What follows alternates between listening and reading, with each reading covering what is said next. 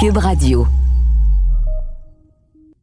L'épisode qui suit traite de sujets qui pourraient choquer certaines personnes. Soyez-en avertis. Oui, on parle en détail de trafic de drogue et de violence. Je vous rappelle que la voix de la source est rejouée par un comédien.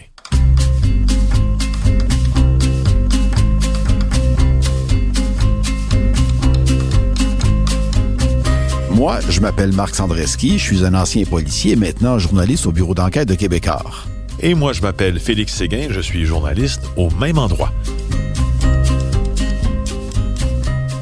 Vous écoutez maintenant l'épisode 4 de notre série Narcos PQ, au cœur de la Colombie. Si jamais vous êtes en train d'écouter cet épisode-là, puis vous avez manqué les 3 derniers, suggestion amicale, allez donc écouter les premiers épisodes avant d'écouter le 4e. C'est vraiment une série qui s'écoute un épisode après l'autre. Alors faites ça maintenant, go!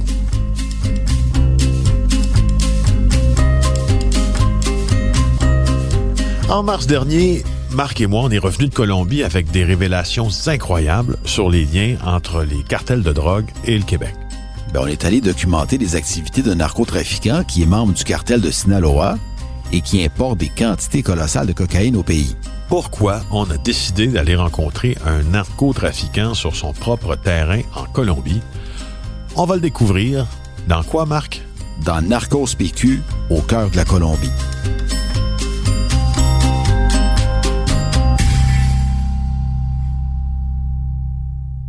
Le début de notre deuxième voyage jusqu'ici, c'était des changements de plan. Ça a été de passer du plan A au plan B.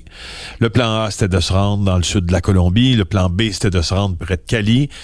Aucun de ces plans-là n'a fonctionné. Et là, on était devant le plan C, c'est-à-dire d'aller dans la région du Boyacá, dans la cordillère des Andes. Donc, on va partir avec Angel et son chauffeur, avec Fred aussi, notre caméraman, pour voir les jardins. Ce sont, en fait, des plantations de coca.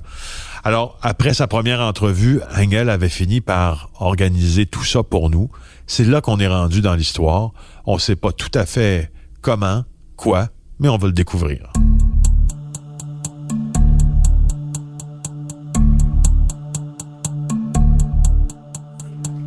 Mardi soir, on se couche. Et là, on est pompé. On est heureux. On croit vraiment que mercredi matin, demain matin, là, on pense vraiment qu'on va partir pour la cordillère des Andes. On va vivre encore des déceptions parce que on pensait partir le matin. Moi, j'étais un peu caricatural. Là, tu sais, j'avais quasiment un saut d'Indiana Jones. J'étais prêt. En bas de l'hôtel, tu sais, je m'étais... Écoute, là, j'avais, comme on dit, les culottes, les bretelles, l'air et tout. Et là, bon, on est prêt, on attend, on est sorti. Heure de rendez-vous, en face de l'hôtel, prêt à partir. 0. Fait que là, Félix, là, elle y arrive pas. Ça fait des heures qu'on l'attend. C'est pas compliqué, on attend quoi? On attend depuis 2 jours. Et là, on est mercredi, puis on se dit encore une fois que ça ne fonctionnera pas. Même Fred, il nous le dit. Il va le croire. Je vais le croire quand je vais le voir. C'est ça qu'il nous dit, Fred. Puis, ça, au fond, là, si on veut résumer, là, ce qu'on a fait pendant, encore une fois, tout cet avant-midi-là, là, c'est se dépêcher d'attendre. On s'est dépêché pour attendre. Mais on est ça a une fin, ça, là. Mais enfin, justement, c'est arrivé. Et là, à 4h05, elle m'avise par texto que le chauffeur va arriver. Je peux-tu te dire qu'on est excité?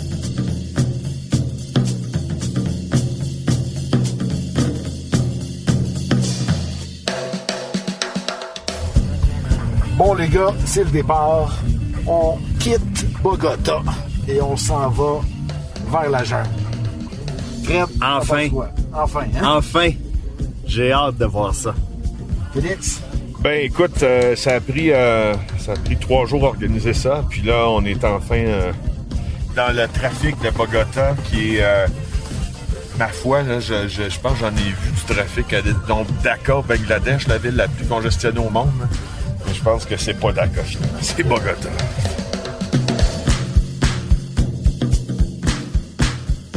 Et là, on a notre premier contact avec son chauffeur. Un gars souriant, sympathique. On embarque notre équipement, puis on en a. Nos sacs, nos vêtements, notre équipement de localisation, caméra, tout l'équipement électronique. On pack le camion, puis pas n'importe quoi. on a quoi? On a un camion blindé. Ouais, un Toyota Land Cruiser blindé. C'est un 7 passagers. Et là, on a des valises entre nous. On a des valises à nos pieds, à gauche, à droite. Là, c'est toute une expédition. Parle-nous un peu de ton setting de sécurité que tu nous as arrangé. Aujourd'hui, on va partir avec un truck blindé, 2 armes à feu avec nous autres. On est pas mal protégé côté sécurité. On s'en va vers un chemin à peu près 5-6 heures de route. Allez voir de beaux jardins. Yes, sir.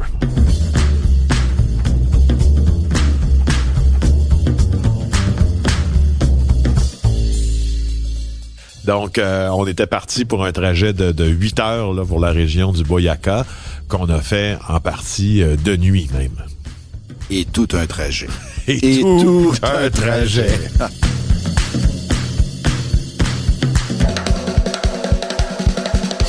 Alors, il y a une raison pour laquelle on faisait cette route-là la nuit, c'est parce que c'est moins dangereux pour les trafiquants de faire ça la nuit. Il y a moins de monde, il risque moins d'être vu, mais il y a quand même des policiers qui surveillent. Arrive au barrage de police, tout se passe très rapidement et on poursuit notre route. Donc, sur cette route qui commence à rétrécir, puis rétrécir, on arrête au dernier relais routier, si on veut, là, qui bicoque en bordure de route. Donc, on arrête manger. Ma foi, une soupane complètement dégueulasse, là. Écoute, là, c'est pas bon. Non, mais imagine dans la même assiette, là, de la viande, du spaghetti, du riz, des patates. Oui, c'est vrai. Puis un œuf par-dessus. Puis des haricots. Puis des haricots. Dans la même assiette, là. Dans la même Pour assiette. une même personne. Plus une soupe. Plus une soupe. Ouais. Donc, c'est pas un chemin en zigzag, là. C'est un chemin en tic-tac-toe, là. Écoute, et le chauffeur, très bon chauffeur, mais il conduit vite. Il conduit vite, il tourne, là, il frôle les précipices en tournant. Et nous, là, moi et Marc, là, on est aux oiseaux, on est aux anges, on se regarde, Marc est en arrière, dans un petit siège, il a les genoux dans le front. Là, moi, je donne des bines. Je dis, hey, Marc, c'est là. Puis on sent cet air humide, là, de l'altitude, puis de la jungle, puis on se dit, enfin, là, on s'en va à l'aventure. Puis t'as Fred, lui, qui est comme au milieu, puis écoute, il dit pas un mot. Fred est blanc. Il est blanc comme un drap. Puis là, on essaie de l'inclure dans cette affaire-là, puis de partager notre enthousiasme, puis il fait juste ouais. Alors là, il nous dit, bien sûr, je pense que il y avait un inconfort marqué. Et puis, il est arrivé ce qui devait arriver. Hein. Fred a été malade, puis on l'a pris en photo, puis on est rembarqué. On est embarqué à nouveau dans notre gros camion blindé. Et là, il nous restait 1h30 à faire là pour se rendre dans la petite localité dont on ne peut pas dévoiler le nom.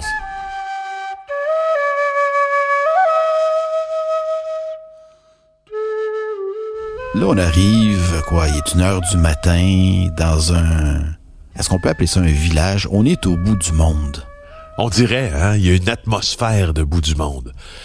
Il y a une chaleur, là, et une humidité, là, c'est éclairé par un lampadaire, puis il y a cette humidité-là, puis cette brume qui descend, puis qui descend, puis qui descend, plus la nuit avance, et ça donne un air lugubre. C'est macabre. Il n'y a pas de bruit, il n'y a pas de son. On entend un chien qui aboie de temps en temps. Et comprendre l'atmosphère, elle nous avait dit, quelqu'un qui rentre dans le village ici, qui ne respecte pas sa parole, ne sort pas vivant.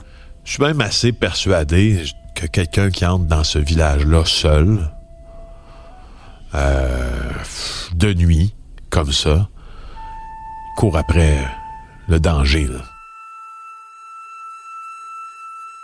Et là, on entre dans un... C'est un peu comme une maison d'hôte, en fait. Il y a à peu près 6 chambres à cet endroit-là. Mais c'est une maison d'opération, là. Une maison d'opération. On va se coucher, on sait pas ce qui va se passer demain. Non. Hein? C'est pas différent des autres journées. On va probablement le savoir demain. Exact.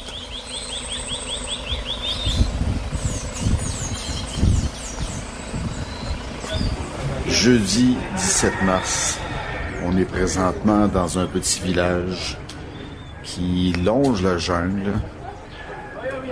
C'est à couper le souffle.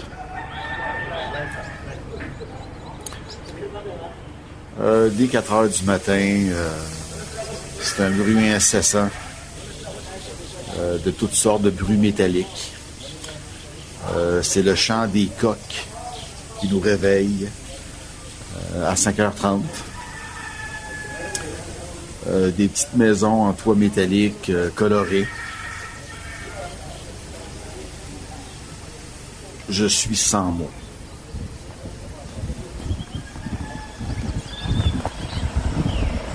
Beau, hein? C'est beau.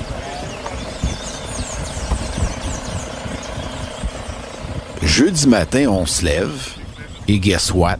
C'est pas différent des autres journées. On s'attend à quelque chose. Ce jeudi-là, on s'attend à partir dans la jungle. On s'attend à voir une plantation, mais là, je vous le rappelle, là, c'est le plan C. Et le plan C, ben quoi? Ben Angèle, il ne le contrôle pas. Il doit encore demander des autorisations à des gens qui vont nous recevoir sur leur plantation. Puis Annelle, là, il attend des réponses parce que lui, ici, à Boyaca, c'est pas son territoire, c'est pas lui qui contrôle les installations dans le narcotrafic. C'est des gens avec qui il fait affaire, mais c'est pas lui qui mène. Tout fonctionne par autorisation, hein, par des ententes. Et Annelle, il a avisé des gens que des journalistes s'en viennent pour un reportage. Mais Annelle, il attend quoi? Il attend une autorisation. Et nous, on attend l'autorisation aussi. Alors, il nous présente le caïd là, de la place, le trafiquant, le parrain, disons, du village.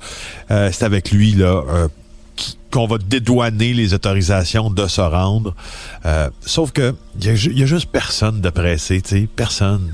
Nous autres, on est stressés, eux autres sont pas pressés. Et moi, je demande à Engel, quand, où. Et là, il me répond, ça va être à l'heure que ça va être. Là, j'y vais à face changer. Je me suis dit, tu sais quoi, Engel? T'as raison. Ça va être à l'heure que ça va. Ben, je peux te dire que ta face aussi à toi a changé. Ça, je l'ai vu. Alors, sans mauvais jeu de mots, on en a profité pour tuer le temps, comme on dit, et pour faire cette deuxième portion d'entrevue où il allait nous révéler des trucs renversants.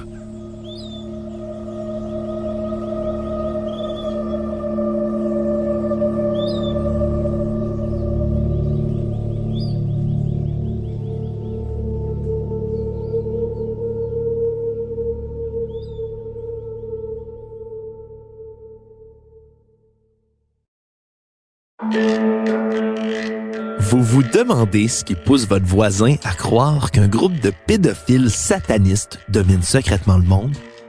Ou pourquoi certaines de vos connaissances dénigrent toute campagne de vaccination? Peut-être même doutez-vous que le président Kennedy ait réellement été assassiné par un tireur solitaire? Vous n'êtes pas seul.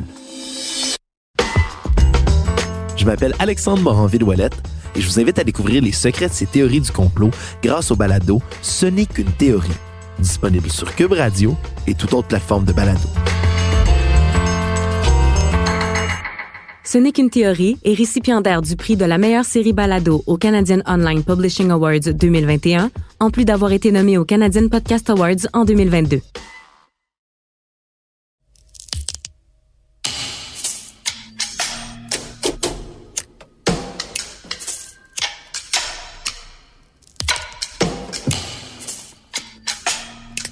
Alors, pour l'entrevue, on va l'installer sur la terrasse, dans la cuisine d'une maison d'hôte, tout croche d'ailleurs, dans laquelle on loge.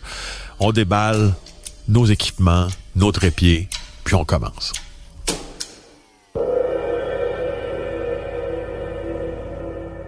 Quand on avait terminé notre première entrevue à Bogota, vous vous en rappelez, on était rendu au point dans l'histoire où il recommençait sa vie en Colombie. Il venait de nous raconter qu'il avait décidé de quitter le Canada après sa sentence de prison, qu'il était retourné dans son pays d'origine en Amérique latine et que, quelque temps plus tard, il s'était fait arrêter et c'est ça qui l'avait poussé à fuir vers la Colombie. Quand il arrive en Colombie, c'est à peu près le moment où la pandémie de la COVID-19 se propage. Anne, elle, commence donc à rappeler ses anciens contacts à lui pour leur demander, entre autres, comment ils allaient, pour prendre de leurs nouvelles. Et comme ça, de fil en aiguille, il a recréé un réseau. C'est là, en fait, qu'on est entré dans le vif du sujet avec Angel. Parce qu'on est allé là, il faut le rappeler, pour documenter les liens entre les trafiquants québécois puis les trafiquants colombiens. Donc, Angel est un trafiquant colombien. Ce qu'on veut savoir, fais-nous donc le chemin de A à Z d'1 kilo de coke, là, de la récolte de la feuille de coca, de sa transformation en poudre, jusqu'à sa livraison dans les rues ici au Québec. Et là, écoute, là, il nous détaille là exactement la marche à suivre. D'abord, près d'où on était, puis ce qu'on allait voir dans les prochaines heures, c'était les fameuses plantations de feuilles de coca qui sont là-bas entretenues par des villageois puis par des agriculteurs. Selon l'ONU d'ailleurs et son bureau là, de lutte aux drogues, là, on éradique là, bon an mal an là, des hectares et des hectares complets de plantations comme ça, puis on tente de transformer le revenu des villageois qui cultivent la feuille de coca puis les faire cultiver d'autres choses. Mais ça reste le plus grand producteur de feuilles de coca en Colombie là, de toute la planète. Donc là, il nous dit que ces villageois-là, ben là, ils vont être dans ce qu'on appelle les jardins. Puis ils vont travailler dans les jardins. C'est des longues heures, c'est du matin au soir. Il y en a qui gardent les jardins en question et qui demeurent là pendant la nuit dans des petites installations de fortune. Et puis, à partir de cette feuille de coca qu'on cueille, on va faire un peu ensuite les vendanges de la coke, tu sais. Donc, on va les extraire, tu sais, la substance active là, de la feuille pour en former une pâte. Puis, après ça, c'est là que cette pâte-là, elle va voyager dans les laboratoires qui sont souvent à côté des plantations, mais qui peuvent être ailleurs aussi. Et là, avec différents précurseurs d'acétone, des ingrédients chimiques là qu'ils ont besoin, on va un peu la raffiner, cette plante-là, puis en faire des kilos de cocaïne, de la cocaïne qu'on va emballer en kilos. Et là, il nous explique, moi, la coke que j'envoie au Québec, là, j'ai 3 degrés de pureté. Il y en a une qui est pure là, à 96-97%. Celle-là, là, on va y apposer un logo de la marque Ferrari dessus. Celle qui est pure à 93, 92, 93, on va lui mettre un logo de la marque Ford dessus. Et du fait, je les ai vus, ces kilos. On les a vus, ces kilos-là, en image, là, les kilos. Bon. Et ceux qui sont en bas de 90% de pureté, on va leur poser un logo de Kia, la marque de voiture Kia.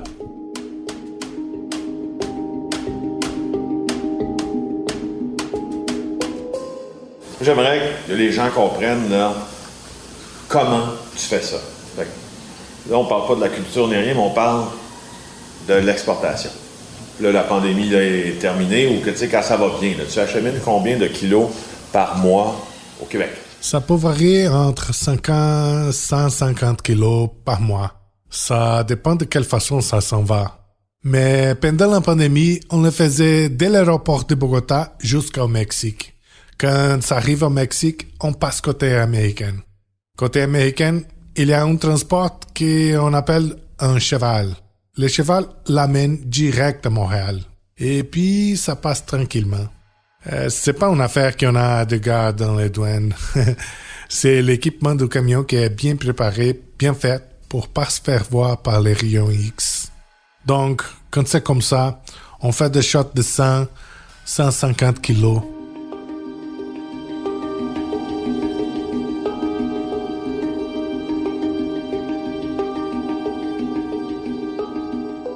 Une des façons de fonctionner, c'est le fameux cheval. Le cheval, c'est quoi? C'est un camion.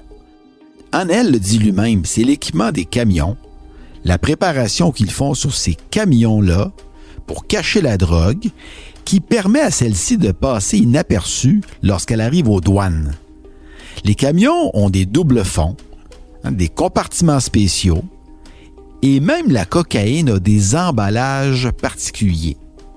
Et cette façon-là de modifier les camions, Bien, ça permet d'éviter que les douaniers détectent la drogue, soit avec des chiens pisteurs ou encore avec des rayons X. Ça, ce que tu viens de dire, Marc, c'est pour la coke qui franchit la frontière terrestre au Canada, donc à Saint-Bernard-de-la-Colle. Pour la Colombie, moi, j'ai vu les photos, j'en ai vu plusieurs. Il nous a envoyé sa manière de fonctionner pour transporter la coke aussi, là. Ce qu'il fait, c'est qu'il la cache dans des réservoirs d'essence de camions. Il y a donc de faux réservoirs d'essence qui déjouent complètement la vigilance des policiers, des autorités, qui amènent donc la coke, qui apportent la coke des différentes régions de la Colombie vers la capitale, à Bogota. Ça s'en va en camion, OK? Un camion qui a un double fond. On rentre ça là-dedans. C'est pas juste les produits à moi. Dès que ça arrive à Bogota, c'est là qu'ils font les échanges. Quelle direction ça va? La plupart restent à l'aéroport. Et puis, ça part dans les vols différents. Soit c'est pour l'Europe ou aux États-Unis. Et en effet, la drogue est acheminée à Bogota, à la capitale, parce qu'elle a des contacts à l'aéroport de Bogota, ce qu'on appelle une porte. Cette porte qui permet d'envoyer son stock par avion à l'aéroport Montréal-Trudeau. Là, tu nous as dit aussi qu'il y avait maintenant une porte à Montréal aussi. Parce que des portes, ça s'ouvre, ça se ferme. Hein? Donc, des fois, il n'y en a pas toujours. Donc là, maintenant, à l'aéroport Montréal-Trudeau, il y a une porte qui permet d'importer de la cocaïne. Oui, mais ça a toujours été ça. Ça a juste fermé quelque temps à cause de ceux qui sont arrivés il y a 5 ans. Et ça a été difficile. Ça se rouvre encore dès que tu envoles dans un pays comme ici. Il n'avait pas de vol Air Canada, Bogota, Montréal. Alors, dès que ça a ouvert, ça starte la machine. Parce que c'est très facile. Il y a beaucoup de monde qui sont impliqués dans ça. Des gars directs du ménage jusqu'aux gars qui vont mettre la bouffe dans l'avion. N'importe qui. On travaille en combination. C'est comme ça que ça marche. Une porte, c'est quoi? C'est assez facile. Quand on veut exporter et importer de la drogue, ça prend 2 portes. Ça en prend une, comme dans le cas d'Engel, à l'aéroport de Bogota. Ça en prend une autre au point d'arrivée à l'aéroport Montréal-Trudeau. Donc maintenant, tout ça est dit. C'est qui la porte? C'est normalement un employé corrompu d'une compagnie aérienne. Ça peut être un bagagiste, ça peut être aussi un douanier. Ça peut être la personne chargée des conteneurs, une personne qui est corrompue par une organisation criminelle et qui a accès à la coke au départ, qui la cache dans les avions, puis une autre personne qui a accès à la coke à l'arrivée, qui la retire des avions sans que personne s'en rende compte. Et là, l'acheteur n'a qu'à venir la chercher où elle va être entreposée au point d'arrivée. Alors, une porte, ça peut s'ouvrir et se fermer. Il y en a eu une, là, que tout le monde a connue à Montréal il y a une vingtaine d'années, qui était la propriété de Giuseppe Torre, un mafieux. Lui possédait une porte à l'aéroport Montréal-Trudeau. Il avait corrompu des employés, des bagagistes, et puis on cachait la coke dans des faux fonds de conteneurs à bagages. Alors, on voyait les conteneurs à bagages entrer et sortir de l'aéronef, être entreposés, puis l'acheteur n'avait qu'à venir cueillir le conteneur qui lui était destiné pour finalement avoir sa coke. Bref, une porte, ça ouvre, ça ferme. Dans le cas de Engel, il a choisi aussi la voie aérienne, donc pour transporter sa cocaïne. Et ce qui est le plus surprenant là-dedans, c'est que il a choisi Air Canada. Pour histoire, on a demandé des réactions à Air Canada parce que on leur a dit, saviez-vous que vos avions servaient à envoyer ici au Québec, au Canada, environ 2 tonnes de coke par année là, depuis une couple d'années? D'abord, ils nous ont dit qu'ils ne savaient pas, mais ils nous ont dit que, tu sais, au fond, le contrôle puis la sécurité des bagages et tout ça, ça relève des autorités locales. Ils ont raison. Ils sont pas à l'abri de la corruption, mais ils nous disent qu'ils collaborent avec les enquêtes de la GRC notamment quand il y en a. Tu sais, je veux dire, ça prend un avion.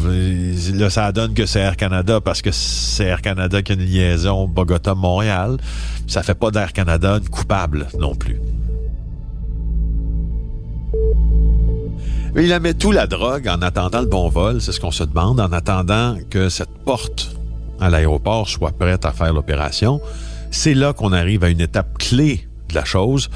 Assez simple, ingénieux en même temps. Ils entreposent ça dans des restaurants en périphérie de Bogota, donc de vrais restaurants, mais qui sont en fait des caches de drogue, de vrais restos qui servent de la vraie bouffe, mais qui finalement servent aussi aux narcotrafiquants. Puis des endroits comme ça, il y en a des centaines. Et parlant de cache de drogue, Anne-Elle nous le dit, on allait en voir une. Puis tu sais, il y en a plein des lieux comme ça. Tu sais, c'est des lieux là, des lieux transitoires, parce que ce qu'ils font avec ces lieux-là, ils amènent la coke des régions à cet endroit-là et ça leur permet ensuite de voir s'ils sont surveillés. Donc, ils laissent la marchandise refroidir pour ensuite la mettre dans des avions d'Air Canada en direction d'où? Mais en direction de Montréal et en direction de Toronto. Quand ça passe direct dans les vols du Canada, faut pas shipper trop. Question de sécurité. Donc, tu peux shipper 50-75 kilos par les affaires de cargo. Quand je dis cargo, c'est là où tu mets les bagages, OK? La façon que ça marche, eux autres, ils enregistrent. Ils font une vidéo de la localisation du produit avec les numéros de palette. Et il y a un numéro en bas là. Ces numéros-là, il les prend, il enregistre, il met les produits tout en train d'enregistrer. Et puis, il envoie à la porte. La porte, c'est celui qui sort les produits à destination. Par exemple, si c'est à Montréal ou à Toronto, il y a quelqu'un là-bas qui attend. Il reçoit la vidéo, puis il sait dans quelle palette à cause des numéros. Quelle palette que c'est? C'est 231B, peu importe, puis où est-ce qu'il a mis les produits. Donc, dès que l'avion atterrit, la première chose qu'ils font, c'est sortir les produits avant que tout le monde arrive pour surveiller. Ils sortent les produits et puis c'est ça la porte. Les voies aériennes ne sont pas la seule technique utilisée là, par les trafiquants. Écoute, ça entre par les compagnies de courrier aussi. Oui. Et là, ça, il nous a envoyé la preuve limpide. Il nous a envoyé... Ce qu'il fait, au fond, là, c'est qu'il s'en va voir des compagnies de courrier comme FedEx, DHL ou d'autres. Et il paie quelqu'un pour aller déposer un colis à l'attention d'une autre personne au Québec. Donc, cette personne-là, et là, il nous dit « Hey, pendant la pandémie, c'était merveilleux parce que tout le monde était masqué. » Quand on va faire l'envoi, on va trier les places. C'est pas dans toutes les DHL. On va pas direct dans un magasin DHL parce que il pose plus de questions et c'est plus compliqué. Donc, on va dans les places qui sont les brokers pour DHL. C'est plus facile. T'arrives avec ton produit, tu dis, j'envoie ça à Montréal. Ils vont dire, bonjour, ok, donne-moi l'adresse, donne-moi un ID. Ok, puis c'est tout. Normalement, les ID de la personne qui se présente au magasin, c'est des faux. Puis, à cause de la pandémie, on utilise les masques. Ce qui fait qu'ils ne voient pas. Puis, la personne qui est en charge à Montréal, dès qu'elle reçoit, elle fait une vidéo. Dès qu'elle reçoit, la première chose qu'elle fait, c'est l'ouvrir. Mais la personne fait une vidéo live pour pas qu'ils disent « Oh, c'est pas arrivé la quantité que tu as dit. Le produit est pas là. » Donc, dès que c'est marqué « livré », la personne m'appelle et puis on fait ça ensemble.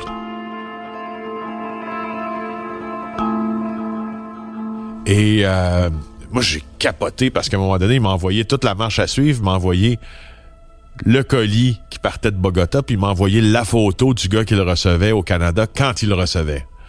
Aïe, aïe, aïe. Il l'envoie aussi par bateau. Il l'envoie par bateau. Il l'envoie par camion. Au Mexique. Au Mexique. Puis moi, ce qui est capotant là-dedans, là, c'est dur à comprendre que ça passe à travers plusieurs pays, plusieurs villes, plusieurs endroits de vérification. Ça passe toujours le test. Ça passe toujours le test. On saisit pas grand-chose. Aïe, aïe, aïe. C'est assez incroyable. C'est incroyable. Moi aussi, ça me fascine de voir qu'on est capable de passer des frontières, donc des douanes. Oui. Et puis que finalement, ça me fascine parce que moi, je me dis que les agences d'application de la loi sont capables de tout déceler. Mais on sait bien que c'est pas le cas, tu sais. On va vous donner des chiffres. Il y a plusieurs saisies de stupéfiants qui sont effectuées chaque année, entre autres par les douaniers de l'Agence des services frontaliers du Canada. Par exemple, seulement en 2019, l'agence a saisi près d'1,5 tonne de cocaïne au pays, et ça, c'est environ 1400 kilos. La GRC, elle, de son côté, faut dire que ça englobe les données de l'Agence des services frontaliers, mais elle a saisi un total d'environ 2300 kilos en 2021, d'un océan à l'autre. Ces chiffres-là, ça peut sembler impressionnant, mais pour vrai, c'est rien.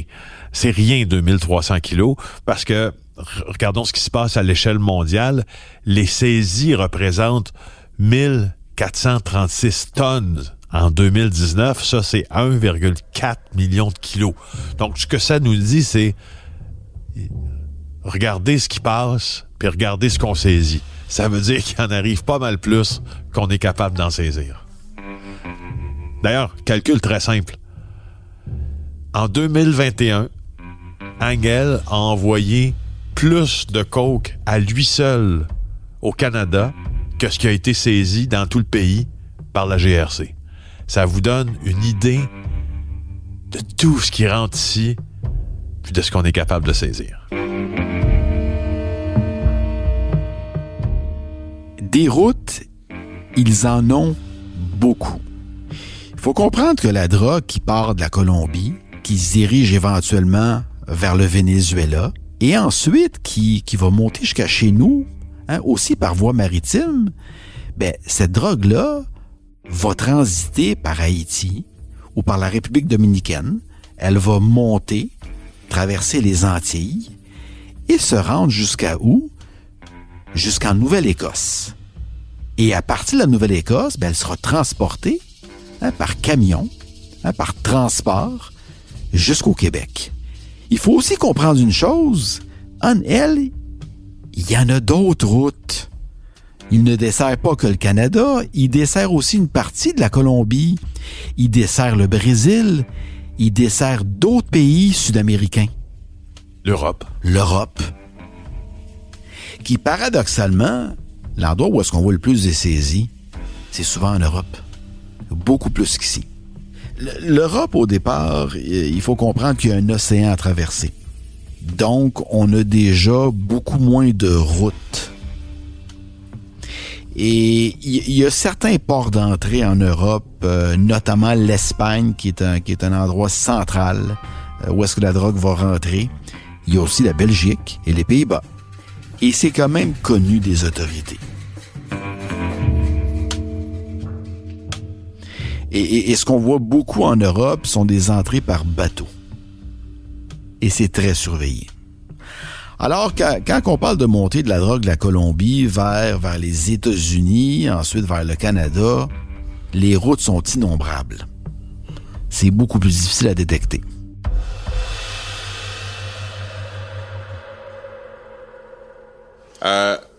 Juste avant de terminer, je termine l'entrevue comme j'ai terminé l'entrevue avec Andrew Scopa. Donc, juste être bien sûr, tu es bien conscient là, de tout ce que tu fais. Donc, tu le fais, c'est libre et volontaire, là, ce que tu fais, ce qu'on fait ensemble, le projet là, qu'on fait ensemble, tu y consens. S'il arrive quelque chose à partir de maintenant, s'il devait t'arriver quelque chose à toi, à partir de maintenant, la minute où cette caméra-là est fermée, est-ce que tu me donnes donc l'autorisation posthume de continuer? À la fin de l'entrevue, j'ai fait quelque chose qui me venait de l'entrevue que j'avais fait avec Andrew Scopa, le parrain de la mafia montréalaise. À la fin de l'entrevue avec Angel, je lui ai dit, écoute, si jamais il y a quelque chose, puis là, je dis carrément, si tu te fais tuer, si t'es pas là, on fait quoi avec le matériel qu'on vient de recueillir? Il nous a dit, tu fais ce que tu veux.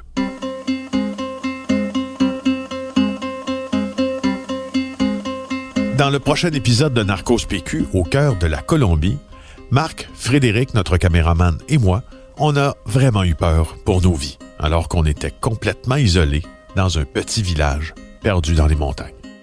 Demande d'argent, des menaces de kidnapping, des gars avec des guns, ça a passé proche.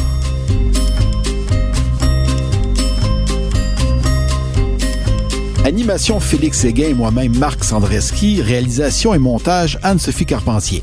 Merci à Bastien Gagnon-Lafrance et Jean-Louis Fortin ainsi qu'à Étienne Roy pour leur aide. Merci aussi à Ève Lévesque et Éric Thibault. Le mix sonore est effectué par Philippe Séguin et c'est une production du Bureau d'enquête de Québecor et de Cube Radio. Si vous aimez le balado, n'oubliez pas de vous abonner sur Cube ou sur une autre plateforme de balado. Vous pouvez aussi suivre le Bureau d'enquête de Québecor sur Facebook, vous abonner à notre infolettre et nous lire dans le Journal de Montréal. Les reportages sur notre enquête sont diffusés à l'émission JE sur la chaîne TVA ou disponibles sur le site TVA+. Vous pouvez aussi vous procurer le livre sur notre enquête en Colombie, intitulé Narcos PQ, la route de la cocaïne de la Colombie à nos rues, sur cubelivre.ca ou en librairie.